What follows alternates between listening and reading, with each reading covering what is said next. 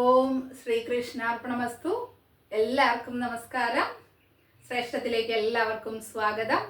കർമ്മദോഷ നിവാരണം, സുഖശ്രേഷ്ഠ ജീവനം.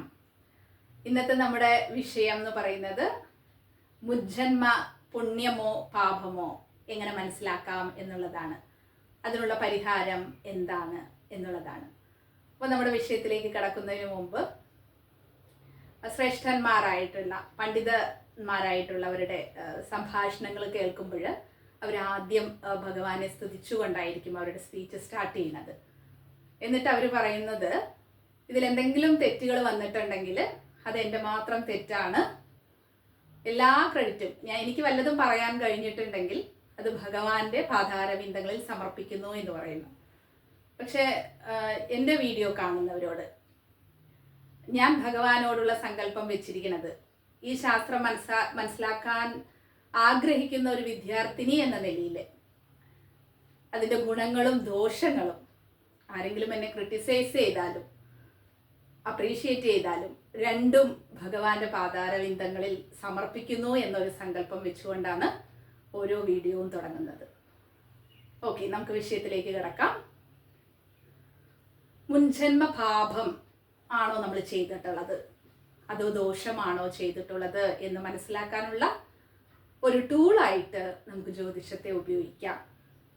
അപ്പം അല്ലെങ്കിൽ നമുക്ക് ഈ ജ്യോതിഷം എന്നുള്ള ശാസ്ത്രം മനസ്സിലായിട്ടില്ലെങ്കിൽ നമുക്കറിയില്ല അല്ലേ, നമ്മൾ ഏത് ഭാഗത്തിലായിരിക്കും, ഏത് മേഖലയിലായിരിക്കും നാം തെറ്റ് ചെയ്തിട്ടുണ്ടാവുക എന്നുള്ളത് നമുക്കറിയാനുള്ള വേറൊരു സംവിധാനവും ഇല്ല. അപ്പം അങ്ങനെ ഒരു രീതിയിൽ നമുക്ക് ജ്യോതിഷത്തെ ഉപയോഗിക്കുമ്പോൾ അവിടെ ശ്രദ്ധിക്കേണ്ട കാര്യം എന്ന് പറയുന്നത് 5ാം ഭാവമാണ് പൂർവജന്മ പുണ്യത്തെ പറയുന്നത്. അപ്പൊ 5ാം ഭാവം എങ്ങനെയുണ്ട് എന്ന് നോക്കുക. നല്ല ശുഭത്വമുണ്ടോ 5ാം ഭാവത്തിന്? ഇപ്പൊ ദൃഷ്ടിയായാലും യോഗമായാലും ആ ഭാവത്തിന് ശുഭത്വമുണ്ടോ നോക്കുക. ഭാവാധിപന്റെ പ്ലേസ്മെന്റ് കൂടെ നോക്കുക. ഇത് രണ്ടും ഓക്കെ ആണെങ്കിൽ നമ്മുടെ പാപം എന്ന് പറയുന്നത് വളരെ കുറവാണ്. നമ്മൾ പൂർവ്വജന്മത്തിൽ ധാരാളം പുണ്യങ്ങൾ ചെയ്തിട്ടാണ് റീബർത്ത് എടുത്തിരിക്കുന്നത് എന്നുള്ളത് മനസ്സിലാക്കാനായിട്ട് സാധിക്കും. അപ്പൊ പൂർവ്വജന്മ പുണ്യമാണോ പാപമാണോ എന്നുള്ള ആ ഒരു പോയിന്റാണ് നമ്മൾ ആദ്യം മനസ്സിലാക്കേണ്ടത് അല്ലേ. അപ്പോൾ കൺസൾട്ടേഷൻ വരുന്ന സമയത്തൊക്കെ ധാരാളം പേരുടെ ചോദ്യമാണ്, ധാരാളം തെറ്റുകൾ ചെയ്തവർ പന പോലെ ഉയരുന്നു, പക്ഷെ ജനിച്ച നാൾ മുതൽ ഒരു തെറ്റ് പോലും ചെയ്തിട്ടില്ല, എന്നിട്ട് എൻ്റെ ജീവിതം മാത്രം എന്താണ് ഇങ്ങനെ? അപ്പൊ അങ്ങനെയുള്ളവരോട് എനിക്ക് പറയാനുള്ളത്, ശരിയായിട്ടുള്ള ജ്ഞാനം ലഭിക്കുമ്പോൾ നമ്മുടെ ഉള്ളിൽ ഇത്തരം ചോദ്യങ്ങൾ ഉണ്ടാവുന്നില്ല എന്നുള്ളതാണ്. അപ്പൊ ഇപ്പോൾ നമ്മൾ പ്രസന്റ് ലൈഫിൽ പാപങ്ങൾ ചെയ്തിട്ടും നന്നായിട്ടിരിക്കുന്നു എന്ന് കാണുമ്പോൾ നമ്മൾ മനസ്സിലാക്കേണ്ട കാര്യം എന്താണ്? ധാരാളം ഡെപ്പോസിറ്റുകൾ അവർ ചെയ്തിട്ടുള്ള അവരുടെ ഒരു റീബർത്താണ് ഇത് എന്നുള്ളത്. അതേസമയം കഷ്ടങ്ങൾ അനുഭവിക്കുന്നവരുടെ കാര്യം എന്താണ്? ലോൺ എടുത്തിട്ടാണ് വന്നിട്ടുള്ളത് എന്ന് അമ്മ എപ്പോഴും പറയാറുണ്ട്. നമ്മുടെ പുണ്യഭാവങ്ങളെ ഡെപ്പോസിറ്റ് ലോൺ എന്നൊക്കെയാണ് അമ്മ സൂചിപ്പിക്കുക. അത് എത്ര അർത്ഥവത്താണ് എന്നുള്ളത് നമുക്ക് ഈ ജ്യോതിഷ പഠനത്തിലൂടെ വളരെ വ്യക്തമായിട്ട് മനസ്സിലാക്കാനായിട്ട് സാധിക്കും എന്നുള്ളതാണ്. അപ്പൊ നമ്മൾ അതുകൊണ്ടാണ്, അപ്പൊ അവരുടെ ആ പൂർവജന്മ സുഹൃതം ക്ഷയിക്കുമ്പോൾ മാത്രമാണ് അവർക്ക് ദുരിതാനുഭവങ്ങൾ ഉണ്ടാവുക. തീർച്ചയായിട്ടും നമ്മുടെ കർമ്മങ്ങൾക്കനുസരിച്ച് മാത്രമാണ് നമ്മുടെ ജീവിതം ഉണ്ടാവുന്നത്. ഒരു കുഞ്ഞ് ഈ ഭൂമിയിൽ ജനിക്കുമ്പോൾ ആ പ്രകൃതിയുടെ ആ പ്രപഞ്ചത്തിന്റെ അലൈൻമെന്റ് ഉണ്ട്. അപ്പൊ ആ അലൈൻമെന്റിനനുസരിച്ചാണ് ഓരോ കുഞ്ഞും ഈ ഭൂമിയിലേക്ക് ജനിക്കുന്നത്. അത് അവരുടെ കർമ്മങ്ങൾക്കനുസരിച്ച് മാത്രമാണ്. അപ്പൊ പൂർവ്വജന്മം ഇല്ല, ഇനിയൊരു ജന്മം ഉണ്ടോ എന്നൊരു സംശയമൊന്നും അവിടെ വരുന്നില്ല. കാരണം അങ്ങനെയാണെങ്കിൽ ഈ ഭൂമിയിൽ ജനിക്കുന്ന എല്ലാ കുഞ്ഞുങ്ങൾക്കും ഒരേ രീതിയിലുള്ള അനുഭവങ്ങളല്ലേ വരേണ്ടത്. ഒന്ന് ചിന്തിച്ചു നോക്കിയാൽ തന്നെ വളരെ ലളിതമായിട്ട് നമുക്കതിൻ്റെ ആഴം മനസ്സിലാക്കാനായിട്ട് സാധിക്കും എന്നുള്ളതാണ്. അപ്പൊ ജ്യോതിഷ പഠനത്തിലൂടെ എന്താണ് സാധിക്കുന്നത്? ഈ ഓരോ നമ്മൾ പൂർവ്വജന്മത്തിൽ ചെയ്തിട്ടുള്ള തെറ്റ് ഏത് ഭാഗത്തിലാണ് എന്നുള്ളത് മനസ്സിലാക്കാനായിട്ടും അതായിരിക്കും നമ്മൾ ഈ ജന്മം കൂടുതലായിട്ട് ആ ഒരു ഏരിയയിലായിരിക്കും സഫറിങ് കൂടുതലായിട്ട് ഫേസ് ചെയ്യേണ്ടതായിട്ട് വരിക എന്നുള്ളതാണ്.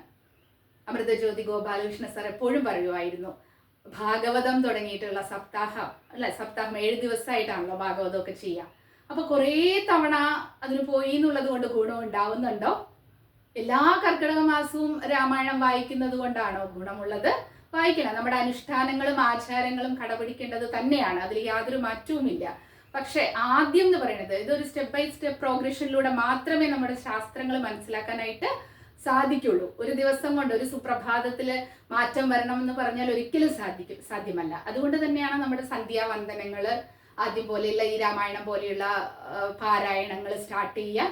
അങ്ങനെ മെല്ലെ മെല്ലെ കൊണ്ടാണ് നമ്മുടെ ജീവിതത്തിൽ ഉയർച്ച വരാനായിട്ടുള്ള സാധ്യത. നമുക്ക് ആ ജ്ഞാനം എന്നുള്ളത് ലഭിക്കുമ്പോൾ മാത്രമാണ് ജീവിത ദുഃഖത്തിൽ നിന്ന് നമുക്കതിൽ മാറി നിൽക്കാനായിട്ട് സാധിക്കുക. അപ്പോൾ ഒരു ജ്യോതിഷ പഠനം അല്ലെങ്കിൽ ജ്യോതിഷം മനസ്സിലാക്കണം ശരിയായിട്ടുള്ള രീതിയിൽ എന്ന് അതിനു വേണ്ടിയിട്ട് നമ്മൾ കുറച്ച് സമയം ചെലവഴിക്കുക, ഭാഗവതം മനസ്സിലാക്കുക, രാമായണം മനസ്സിലാക്കുക, നമ്മുടെ ഉപനിഷത്തുകളും ശാസ്ത്രങ്ങളും ഒക്കെ മനസ്സിലാക്കുക എന്ന് ചെയ്യുന്നതിന് തന്നെ പുണ്യമുണ്ടെങ്കിൽ മാത്രമേ സാധ്യമാവുള്ളൂ എന്നുള്ളതിൽ യാതൊരു സംശയവുമില്ല. കാരണം ഇന്ന് യൂട്യൂബ് പോലെയുള്ള മീഡിയാസിൽ നിന്ന് ധാരാളം വീഡിയോസ് നമുക്ക് ദിവസവും ലഭ്യമാണ്.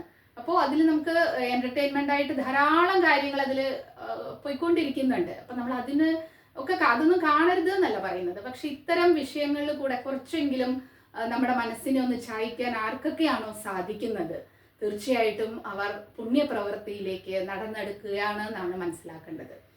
അപ്പോൾ ഇവിടെ എന്താണെന്ന് വെച്ചാൽ രാമായണം വായിക്കുമ്പോഴാവട്ടെ, അപ്പോൾ ആദ്യം നമ്മൾ ആ വായന എന്നുള്ളൊരു ശീലം കൊണ്ടുവരുന്നു.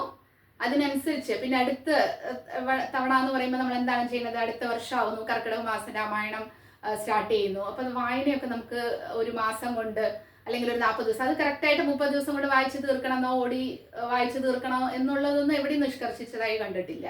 അപ്പോൾ വളരെ സാവധാനമായിട്ട് നമുക്കത് വായിച്ച് മനസ്സിലാക്കാം അല്ലേ. അപ്പോൾ ആദ്യം എന്ന് പറയുന്നത് ആ വായന എന്നുള്ളതിന് വേണ്ടി നമ്മൾ കുറച്ച് സമയം ചെലവഴിക്കുന്നു എന്നുള്ളതാണ്. പിന്നെ അതിൻ്റെ അടുത്ത വർഷം, അതിൻ്റെ അടുത്ത വർഷങ്ങളായിട്ടാണ് എന്ത് ചെയ്യേണ്ടത്, ഓരോ വരികളിലൂടെ പോവുക. അത് കഴിഞ്ഞാൽ എന്താണ് നമ്മൾ ചെയ്യേണ്ടത്, അതെല്ലാം മനസ്സിലാക്കിയതിന് ശേഷം എന്തൊക്കെയാണ് നമുക്ക് രാമായണത്തിൽ ശ്രീരാമചന്ദ്രൻ ആരാണ്, വാൽമീകി രാമായണത്തിൽ വളരെ വ്യക്തമായിട്ട്, എഴുത്തച്ഛൻ്റെ രാമായണത്തിൽ അല്പം ഭക്തിരസത്തിന് പ്രാധാന്യം കൊടുക്കുന്നുണ്ടെങ്കിലും വാൽമീകി രാമായണത്തിൽ ഒരു പച്ചയായ മനുഷ്യനാണ് ശ്രീരാമചന്ദ്രൻ. അപ്പോൾ എങ്ങനെയാണ് ഒരു മനുഷ്യ ജീവിതം ലഭിച്ച് അദ്ദേഹം ജീവിച്ചു തീർത്തത് എന്ന് നമുക്ക് കാണിച്ചു തരികയാണ്. അപ്പോൾ രാമായണം വായിക്കുമ്പോൾ സഹോദര സ്നേഹം എങ്ങനെ ഉണ്ടാവണം, എന്തൊക്കെയാണ് നമ്മളതിൽ വിട്ടുവീഴ്ചകൾ എവിടെയൊക്കെയാണ് ചെയ്യേണ്ടത് എന്നുള്ള കാര്യങ്ങളൊക്കെ വളരെ വ്യക്തമായിട്ട് മനസ്സിലാക്കാനായിട്ട് സാധിക്കും. ഒരു രാജാവായിട്ട് അഭിഷേകം ചെയ്യാൻ നിൽക്കുന്ന സമയത്താണ് വനത്തിലേക്ക് പോകണമെന്ന് പറയുന്നത്. അപ്പോൾ ആ ഒരു സമയത്തും വളരെ സന്തോഷവാനായിട്ട് പോവാൻ കഴിയുന്നത് നാരായണന്റെ അവതാരമായതുകൊണ്ടാണ് എന്നല്ല നമ്മൾ ചിന്തിക്കേണ്ടത്. നമുക്കും സാധിക്കും. കാരണം സാധാരണ ഒരു മനുഷ്യൻ എങ്ങനെയാണോ അത് തന്നെയാണ് ശ്രീരാമചന്ദ്രൻ. അവിടെ ഒരു മാജിക്കും മായാജാലങ്ങളും ഒന്നും തന്നെ കാണിച്ചിട്ടില്ല. പക്ഷെ ആ ശാസ്ത്രങ്ങളിലൂടെയുള്ള ആ പാണ്ഡിത്യം വളരെ മന്ദസ്മിതമായിട്ട് അതിനും തയ്യാറായിട്ട് നിൽക്കുന്ന ഒരു ശ്രീരാമചന്ദ്രൻ. അപ്പോൾ ഈ രാമായണം പോലെയുള്ള കഥകളൊക്കെ നമ്മൾ വായിക്കുമ്പോൾ, ഈ പുരാണങ്ങളൊക്കെ നമ്മൾ അതിലൂടെ പോകുമ്പോൾ നമ്മൾ മനസ്സിലാക്കി എടുക്കേണ്ട കാര്യം അതാണ്. അപ്പോൾ ഏതൊരു പ്രതിസന്ധിയിൽ വന്നാൽ, ഏതൊരു പ്രതിസന്ധി വന്നു കഴിഞ്ഞാലും അതിനെങ്ങനെ ഓവർകം ചെയ്യാൻ കഴിയും. അപ്പോൾ ശ്രീരാമചന്ദ്രൻ എന്താണ് ചെയ്തത്, അതിൻ്റെ 1% നമ്മൾ നമ്മുടെ ജീവിതത്തിൽ പകർത്താൻ കഴിയുകയാണെങ്കിൽ തീർച്ചയായിട്ടും നമുക്ക് നമ്മുടെ ജീവിതം മുന്നോട്ട് കൊണ്ടുപോകാനായിട്ട് യാതൊരു ബുദ്ധിമുട്ടും ഉണ്ടാവില്ല എന്നുള്ളതാണ്. അപ്പം അങ്ങനെയൊക്കെയുള്ള കാര്യങ്ങൾ നമ്മൾ ചെയ്യുമ്പോൾ, അതുപോലെ തന്നെയാണ് സപ്താഹം കേൾക്കുകയാണെങ്കിലും ഭാഗവതത്തിൽ പറഞ്ഞിട്ടുള്ള കാര്യങ്ങൾ, ഭഗവത്ഗീതയിലെ ആശയങ്ങൾ നമ്മുടെ ജീവിതത്തിൽ എത്രത്തോളം പ്രാക്ടിക്കലാക്കാനായിട്ട് സാധിക്കും എന്ന് മനസ്സിലാക്കുമ്പോഴാണ് ഈ ഗ്രന്ഥങ്ങളിലൂടെയുള്ള പാരായണത്തിന്റെ ഗുണം നമുക്ക് അനുഭവമാകുന്നത്. അങ്ങനെ അനുഭവം വരുമ്പോൾ എന്ത് സംഭവിക്കുന്നു, ജ്ഞാനം അജ്ഞാനം എന്നുള്ള വേർതിരിവുണ്ടായി ആ അജ്ഞാനത്തിൽ നിന്ന് ജ്ഞാനത്തിലേക്കുള്ള നമ്മുടെ യാത്ര അവിടെ ആരംഭിക്കുകയാണ്. അപ്പൊ ഈ പൂർവജന്മ കടം ധാരാളം വാങ്ങിയിട്ടുള്ള ഒരു വ്യക്തിയാണെങ്കിൽ തീർച്ചയായിട്ടും അവിടെ എന്താണ്, ഞാൻ ഒരുപാട് തെറ്റ് ചെയ്തിട്ടുണ്ട് എന്നുള്ളൊരു അൺകണ്ടീഷണൽ സറണ്ടറിങ് കൊടുക്കുക. എനിക്ക് എന്തെല്ലാമാണ് ഈ ജന്മത്തിൽ ചെയ്യാൻ, ഒരു നരജന്മം ലഭിക്കുക എന്നുള്ളത് തന്നെ വളരെ റെയറായിട്ട് സംഭവിക്കുന്നതും വളരെ ശുഭകരമായിട്ടുള്ള ഒരു ഇതുമാണ് നരജന്മം ലഭിക്കുക എന്നുള്ളത്. കാരണം എന്താണെന്ന് വെച്ചാൽ മുക്തി മോക്ഷത്തിലേക്ക് പോകണമെങ്കിൽ ഒരു മനുഷ്യജന്മം തന്നെ വേണ്ടിയിരിക്കുന്നു എന്നുള്ളതാണ്. അപ്പൊ അതിനു വേണ്ടിയിട്ടുള്ള തയ്യാറെടുപ്പാണ് ഓരോ മനുഷ്യജന്മവും. അപ്പോൾ അത്ര പാസ്റ്റ് ഡെപ്റ്റ് ഉണ്ടെങ്കിലും നമ്മൾ എന്ത് ചെയ്യണം, നല്ല ഹാർഡ് വർക്ക് ചെയ്യുമ്പോൾ മാത്രമേ നമുക്ക് പ്രകൃതി നല്ല ഗുണങ്ങൾ തരുന്നുള്ളൂ എന്നുള്ളൊരു വ്യത്യാസം അവിടെ മനസ്സിലാക്കണം. അപ്പൊ പൂർവജന്മ സുഹൃതമുള്ളവർക്ക് പ്രകൃതിയാൽ എല്ലാം അനുഭവയോഗ്യമാകും. നമ്മുടെ 5ാം ഭാവമൊക്കെ വളരെ മോശമായിട്ടിരിക്കുകയാണെങ്കിൽ ഇതോടെ നമ്മുടെ ജീവിതം അവസാനിച്ചു എന്നുള്ളതല്ല വേണ്ടത്. വളരെ കഷ്ടങ്ങൾ നമുക്ക് ഉണ്ടെങ്കിലും ഇതുപോലെയുള്ള നമ്മുടെ ശാസ്ത്രങ്ങളെ മുറുകെ പിടിച്ചുകൊണ്ട് നമ്മൾ സധൈര്യം മുന്നോട്ട് പോവുക. അപ്പോൾ എക്സ്ട്രാ എഫേർട്ട് അവിടെ എടുക്കുന്ന സമയത്ത് തീർച്ചയായിട്ടും അനുകൂല ഫലങ്ങൾ നമുക്ക് ഉണ്ടാവും. കാരണം നമ്മുടെ ലോൺ അവിടെ നമ്മൾ അടച്ചു തീർക്കുകയാണ് എന്നുള്ളത് മാത്രം മനസ്സിൽ വിചാരിച്ചാൽ മതി. അപ്പോൾ അതുകൊണ്ട് ഈ വീഡിയോ കാണുന്ന എല്ലാവരോടും എനിക്ക് ഉള്ളൊരു അഭ്യർത്ഥന എന്ന് പറയുന്നത്, ജ്ഞാനം അജ്ഞാനം എന്നുള്ള ആ രണ്ട് കാര്യങ്ങളുണ്ട്. അല്ലാതെ ഭഗവാനല്ല ഇതെല്ലാം ചെയ്യുന്നത്, നമ്മുടെ കർമ്മങ്ങൾ മാത്രമാണ് എന്ന് നമ്മൾ ആദ്യം മനസ്സിലാക്കുക. അജ്ഞാനത്തിൽ നിന്ന് ജ്ഞാനത്തിലേക്ക് ഉയരാൻ ശ്രമിക്കുക. ഓരോ ദിവസവും നമ്മുടെ ഓരോ ദിവസം ഉണരുന്നതും നമ്മൾ അതിനു വേണ്ടിയിട്ടായിരിക്കണം. ഇനി മഹാഭാരതത്തിലെ വിതുരനീതി പറയുന്നുണ്ട്. ആ വിതുരനീതിയൊക്കെ വായിക്കുമ്പോൾ നമുക്ക് വളരെ വ്യക്തമായിട്ട് മനസ്സിലാക്കാനായിട്ട് സാധിക്കും. നമ്മുടെ സമ്പാദ്യത്തിൻ്റെ ഒരു പെർസെൻറ്റേജ്, ഒരു 20% സമൂഹ സേവനത്തിന് വേണ്ടി എടുത്തു വെക്കണം എന്നാണ് അതിലൊക്കെ പറയുന്നത്. എങ്കിലും നമ്മൾ ആദ്യം ഒരു തുടക്കക്കാരൻ എന്ന നിലയിൽ ഒരു 10% നമുക്ക് ലോൺ ഉണ്ടാവും. വീടിൻ്റെ ലോൺ ഉണ്ടാവും, വാഹനങ്ങളുടെ എഡ്യൂക്കേഷണൽ ലോൺ എല്ലാം ഉണ്ടാവും. ഇന്നത്തെ ജീവിതം എന്ന് പറയുന്നത് വലിയൊരു ഭാരം തന്നെയാണ്. എല്ലാത്തിനും സമ്പത്ത് അല്ലേ, പണം ഇല്ല അതൊന്നും ഇല്ല എന്നുള്ളൊരു അവസ്ഥയാണ്. എങ്കിലും ഒരു 10% നമ്മൾ മാറ്റിവെച്ച് നമ്മുടെ സമൂഹ നന്മയ്ക്കായിട്ട് അത് ഉപയോഗിക്കുമ്പോൾ തീർച്ചയായിട്ടും നമ്മുടെ ഈ ജന്മത്തിൽ നമ്മൾ എന്ത് ചെയ്യാണ്, നമ്മുടെ ഈ ജന്മം എന്നുള്ളത് നമുക്ക് ഇനിയും റീബർത്ത് ഉണ്ട്. അപ്പോൾ ആ ബർത്തിലേക്കുള്ള ഒരു ഡെപ്പോസിറ്റ് ആണ് എന്ന് ഉറപ്പായിട്ടുള്ളൊരു കാര്യമാണ്. അപ്പോൾ ഈ പൂർവ്വജന്മ പാപമുണ്ട്. അപ്പോൾ ഏതെല്ലാം ഏരിയാസിലൂടെയാണ് നമ്മൾ കഷ്ടം അനുഭവിക്കുന്നത് എന്നൊക്കെ ഓരോ വ്യക്തികൾക്കും അറിയാം. അപ്പോൾ എന്താ ചെയ്യേണ്ടത്, പൊതുവായിട്ടുള്ള കോമൺ ആയിട്ടുള്ള കുറച്ച് അതിൻ്റെ പരിഹാര കാര്യങ്ങളാണ് നമ്മൾ ഇന്ന് ഈ വീഡിയോയിലൂടെ പറയാനായിട്ട് ഉദ്ദേശിക്കുന്നത്. അപ്പോൾ അതിൽ ആദ്യത്തെ പോയിന്റ് എന്ന് പറയുന്നത് അന്നദാനമാണ്. അന്നദാനത്തെക്കുറിച്ച് കൂടുതൽ എക്സ്പ്ലെയിൻ ചെയ്യേണ്ട ആവശ്യമില്ല. മഹദ്ദാനം എന്ന് പറയുന്നത് അന്നദാനം തന്നെയാണ്. കാരണം എന്താണ്, നമുക്ക് എന്ത് കിട്ടിയാലും നമുക്ക് മതിയെന്ന് വരില്ല അല്ലേ. പക്ഷെ ഭക്ഷണം എന്ന് പറയുമ്പോൾ ആ ഒരു ചാൺ വയറാണ്, അത് നിറയ്ക്കാനേ നമുക്ക് ആ ഒരു മൊമെന്റിൽ സാധിക്കുള്ളൂ. തൃപ്തിയായി മതിയായി എന്ന് പറയുന്ന ഒരേ ഒരു സാധനം എന്ന് പറയുന്നത് ഈ ഭക്ഷണമാണ്. അപ്പോൾ അന്നദാനം കൊടുക്കുന്നതിലൂടെ നമുക്ക് പൂർവ്വജന്മ പാപത്തെ തീർക്കാനായിട്ട് സാധിക്കുമെന്നുള്ളതാണ്. രണ്ടെന്ന് പറയുന്നത് വസ്ത്രദാനമാണ്. ഇവിടെ വസ്ത്രദാനം എന്ന് പറയുമ്പോൾ പ്രത്യേകിച്ച് സ്ത്രീകളുടെ കാര്യത്തിൽ പുരുഷന്മാരെക്കാൾ എന്തുകൊണ്ടാണ് കുട്ടികൾ എന്നൊക്കെ പറയുമ്പോൾ, പെൺകുട്ടികൾ എന്നൊക്കെ പറയുമ്പോൾ അവരുടെ പ്രൊട്ടക്ഷന് വളരെ നല്ലൊരു പ്രൊട്ടക്ഷൻ ലെയറായിട്ട് നമുക്ക് ഈ വസ്ത്രദാനം ചെയ്യുന്നതിലൂടെ നമ്മുടെ കുട്ടികളെ, പെൺമക്കളുടെ സംരക്ഷണം ഉറപ്പുവരുത്താനായിട്ട് സാധിക്കും. നമ്മുടെ കുടുംബത്തിലെ റിലേഷൻഷിപ്പ് എന്തെങ്കിലും ഒന്ന് അകന്നു പോയിട്ടുണ്ടെങ്കിൽ അതും ഈ വസ്ത്രദാനത്തിലൂടെ പോസിറ്റീവ് ആക്കാനായിട്ട് സാധിക്കുമെന്നാണ് നമ്മുടെ ശാസ്ത്രം പറയുന്നത്. അതുപോലെ തന്നെ ചെരുപ്പ് ദാനം ചെയ്യാൻ. ഈ ചെരുപ്പ് ദാനം എന്ന് പറയുമ്പോൾ അതെന്തായിരിക്കും, നമ്മൾ എന്തിനാണ് നമ്മൾ ചെരുപ്പ് ദാനം ചെയ്യേണ്ടത്? മുതിർന്നവരെ നിന്ദിക്കുക എന്നുള്ളൊരു പാപം ചെയ്തിട്ടുണ്ടെങ്കിൽ അതന്നെയാണ് നമ്മൾ ശനി കർമ്മ എന്ന് പറഞ്ഞിട്ട് മനസ്സിലാക്കുമ്പോഴും ശനിയുടെ കാരകത്വം പാദമാണ്. അപ്പൊ ചെരുപ്പ് ദാനം ചെയ്യുന്നത്, നമ്മൾ ക്ഷേത്രങ്ങളിലേക്ക് പോകുമ്പോൾ ചെരുപ്പ് മറന്നു വെച്ചാൽ നല്ലതാണ്, ശനിദോഷമാകുന്നു എന്നൊക്കെ കേട്ടിട്ടുണ്ടാവും അല്ലേ. അപ്പോൾ ഇതെല്ലാം തന്നെ മുതിർന്നവരെ നിന്ദിക്കുന്നതിൽ മൂലം ഉണ്ടാവുന്ന പാപത്തെ കുറയ്ക്കാനായിട്ട് ചെരുപ്പ് ദാനം സഹായിക്കും എന്നുള്ളതാണ്. നെക്സ്റ്റ് എന്ന് പറയുന്നത് മാംഗല്യദാനമാണ്. മാംഗല്യദാനം എന്നുകൊണ്ട് ഉദ്ദേശിക്കുന്നത് ഇന്നത്തെ സ്വർണത്തിന്റെ നിരക്ക് എന്ന് പറയുന്നത് നമുക്ക് പ്രവചിക്കാൻ കഴിയാത്ത നിലയിലാണ്.